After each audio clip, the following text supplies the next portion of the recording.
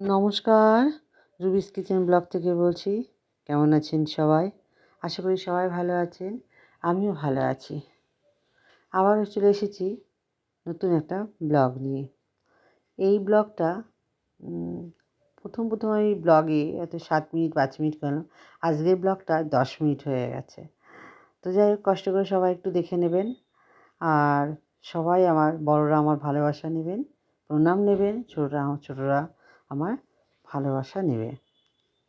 তো প্রথমেই দেখতেই পাচ্ছ, আমি স্টেশনে দাঁড়িয়ে আছি। স্টেশনে দাঁড়িয়ে থেকে ঝালমুড়ি মাখা খাচ্ছি। আর এই দিদির দোকানে ঝালমুড়ি মাখা খুব সুন্দর বানায়। 1 নম্বর স্টেশনে জিআরপি গেটের পাশেই একটা ফুচকার দোকান আছে। 2টো ফুচকার দোকানের পর এই ঝালমুড়ি মাখাটাই দিদি মাখে, খুব সুন্দর হয়। আমি অনেক কবারই খেয়েছি, তখন ভিডিও করা হয়নি। আজকে ভিডিও করছি আর সেটাই তোমাদের সাথে শেয়ার করছি। তার দিদির সঙ্গে শেয়ার করছিলাম এই দোকানগুলো সব হকার্সগুলো উঠিয়ে দেবে, এরা কোথায় বসবে না বসবে, তো সেই কথা বলছিলাম। তো এখনও ঠিক হয়নি যে কোথায় এরা বসবে, এটা নিয়ে মিটিং চলছে। আর এই ফাঁকে আমি ঝালমুড়ি মাখাটা একটু খেয়ে নিলাম আর দিদিকে একটু দেখে নিলাম। দিদি মুখ দেখাতে ভিডিওতে লজ্জা পাচ্ছে। তো যাই হোক, এখনকার এই সময় এসেও ভিডিও করতে সবাই একটু লজ্জায় পাচ্ছে। তো যাই হোক, যাদের অভ্যাস নেই তারা কী করবে বলো। তারপর আমি 4:11 ট্রেন ধরবো বলে স্টেশনে চলে গিয়েছিলাম ঠিক 4টে বাজার 5 মিনিট আগে। কিন্তু দেখো, ডাউনে ট্রেন যাচ্ছে, আপও ট্রেন আসছে, কিন্তু শান্তিপুর লোকাল আর আসছে না। কী কারণ? ট্রেন খুব লেট আর ক্যান্সেলও করেছে ট্রেন।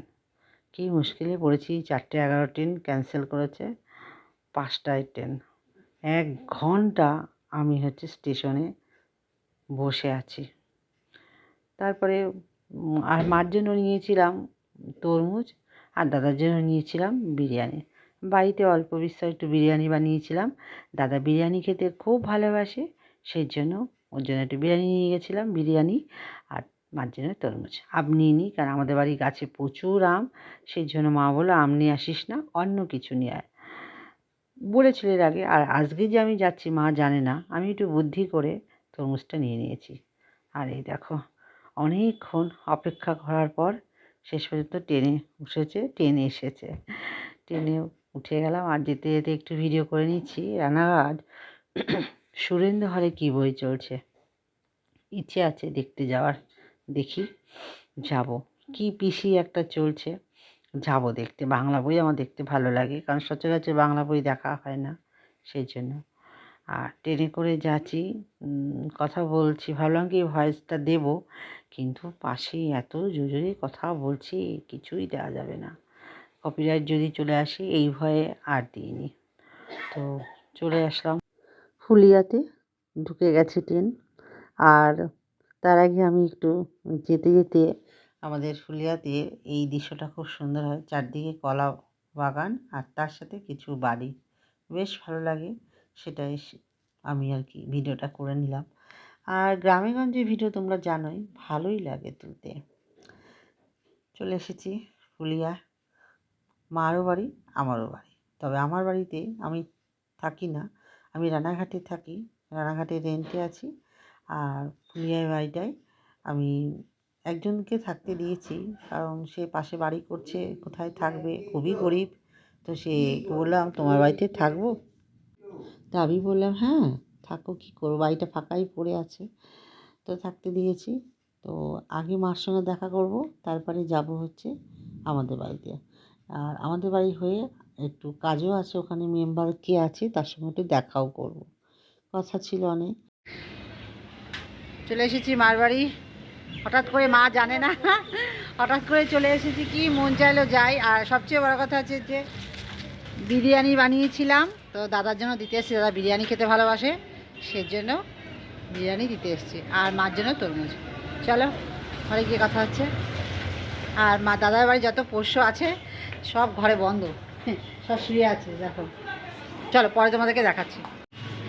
আমি আর মা রেডি হয়ে নিয়েছি, যাচ্ছি আমার ওই বাড়ি, আমার বাড়ি আর কি, গরিবের বাড়ি। ও অপরলে কেন এই যে যাচ্ছি হচ্ছে গরিবের মা লাইটটা অফ করে দিয়েছিল, গরিবের বাড়ি যাচ্ছি, একটু দরকার আছে।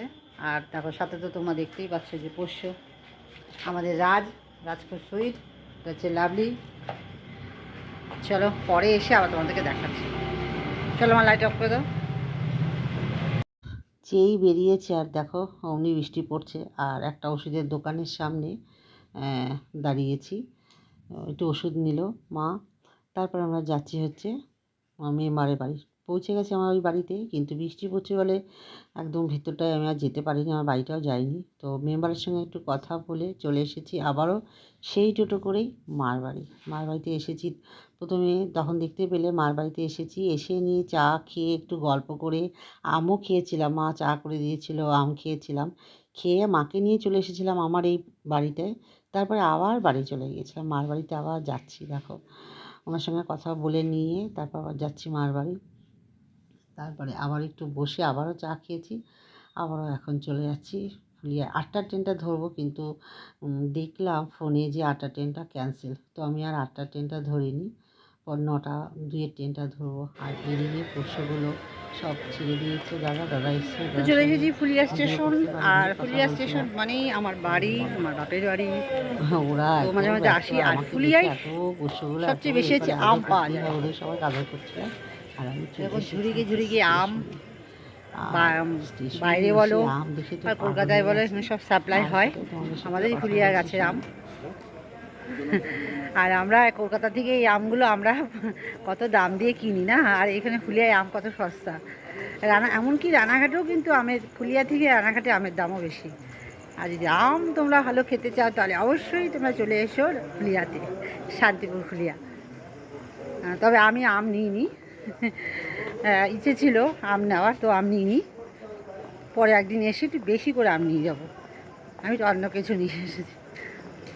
চলো এখন দেখি 9:02-এর ট্রেন, 9:02-এর ট্রেনটা পাই কিনা। আগের ট্রেনটা ক্যান্সেল করেছে বলে 9:02-এর ট্রেনটা ধরছি। বাড়ি যেতে যেতে প্রায় ধরো আজকে 9:30 9:45 হবে, নেমেই চলে যাবো, ছেলেকে বলবো নিতে আসবে।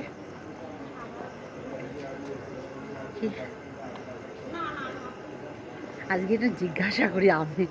চলো কথা বলতে বলতে ট্রেন চলে এসেছে, আর ট্রেনটা ঠিক টাইমেই চলে এসেছে। আর আমি ট্রেনে উঠে পড়েছি, বাড়ি যাব। অনেকক্ষণ এসেছি, সেই 4টেই বেরিয়েছি, এখন বাজে প্রায় 9টা, 9:30 বাজতে চললো। ট্রেনটাও দাঁড়াবে আর 9:30 বাজবে, তো বাড়ি যেতে হবে। আর আমি একটু ভিডিও করে নিলাম চুল ছেড়ে একদম। ভালো লাগে আমার এই জায়গাটা, এটা কালিয়াপুর স্টেশন। আর কালিয়াপুর স্টেশনটা কেন জানে ভালোই লাগে। চলো এবার বাড়ি যাব।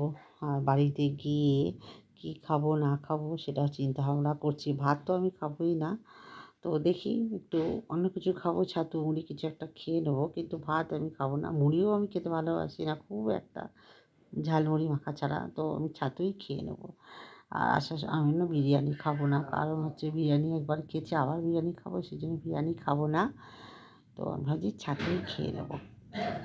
এই যে একটু দাঁড়িয়ে আছে, আর এই জায়গাটা, এটা হচ্ছে আমাদের রানাঘাটের ফরেস্টের ওখানটা, অন্ধকার দিনের বেলা খুব ভালো লাগে দেখতে। আর এখান দিয়ে আমি আর মেয়ে যখন প্রথম সাইকেল পেয়েছিল, প্রথম বলবো না, সাইকেলটা এখানে এসেই পেয়েছিল 11-এ, তখন এখান দিয়ে আমি আর আমার মেয়ে সাইকেল চালিয়ে গিয়েছিলাম। সে এক সুন্দর একটা জিনিস, তো ভালো লাগে, সব স্মৃতিগুলো সব মনে পড়ে যায়। আর এই জায়গাটা ভয়েস দিচ্ছিলাম, ভেবেছিলাম দেবো, কিন্তু আর দিতে পারিনি। চলো কেন দিইনি, পরের ব্লগে অবশ্যই শেয়ার করবো। সবাই ভালো থেকো, সুস্থ থেকো।